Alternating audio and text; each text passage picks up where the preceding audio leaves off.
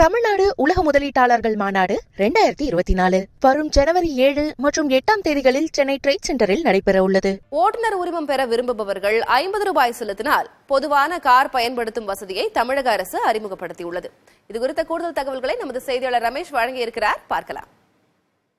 Driving licence எடுக்கணும்னா மொத்தம் 2 வகை இருக்கு. ஒன்னு நீங்க கிளாஸ் சேர்ந்து போய் எடுக்கிறது, மற்றொன்று நீங்களா கார் வச்சிருந்தா ஓட்டி காட்டலாம். சில பேர் நீங்களா கார் வச்சிருக்கவங்க அப்ளை பண்ணிருப்பீங்க ஆன்லைன்ல. ஆனா உங்ககிட்ட சொந்த கார் இல்லனா இப்ப கவர்மெண்ட்ல ஒரு புது ஸ்கீம் கொண்டு வராங்க. இந்த மாதிரி ஒரு கார் டிரைவிங் அங்கேயே இருக்கும், ஆர்டிஓ ஆபீஸ்லயே இருக்கும்.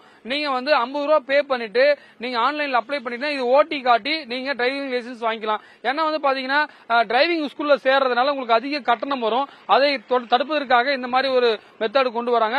ஓட்டுநர் உரிமம் தேர்வு வாகனம் அப்படின்னு சொல்லிட்டு அனைத்து ஆர்டிஓ ஆபீஸ்லயும் இருக்கும். இதுக்கு 50 ரூபா கட்டணம்னு சொல்லப்படுகிறது. அது மட்டும் இல்லாம நீங்க டிரைவிங் ஸ்கூல்ல சேர்ந்தீங்கன்னா உங்களுக்கு அதிகமான தொகை தேவைப்படும். அதனால அந்த சிரமத்திலிருந்து தப்பித்துக் கொள்வதற்காக தற்போது இந்த மாதிரி ஒரு ஏற்பாடை தமிழக அரசுடைய போக்குவரத்து துறை தொடங்கியிருக்காங்க. முதலமைச்சர் கிட்டத்தட்ட ஒரு 62 கோடி ரூபாய் மதிப்பீட்டில் கிட்டத்தட்ட 145 வாகனங்கள் தமிழ்நாடு முழுவதும் இந்த திட்டத்தை தொடங்கி வைத்திருக்கிறார். புதிய தலைமுறைக்காக ஒளிப்பதிவாளர் ஐயப்பனுடன் செய்தியாளர் ரமேஷ். தமிழ்நாடு உலக முதலீட்டாளர்கள் மாநாடு 2024 வரும் ஜனவரி 7 மற்றும் 8 தேதிகளில் சென்னை ட்ரேட் சென்டரில் நடைபெற உள்ளது.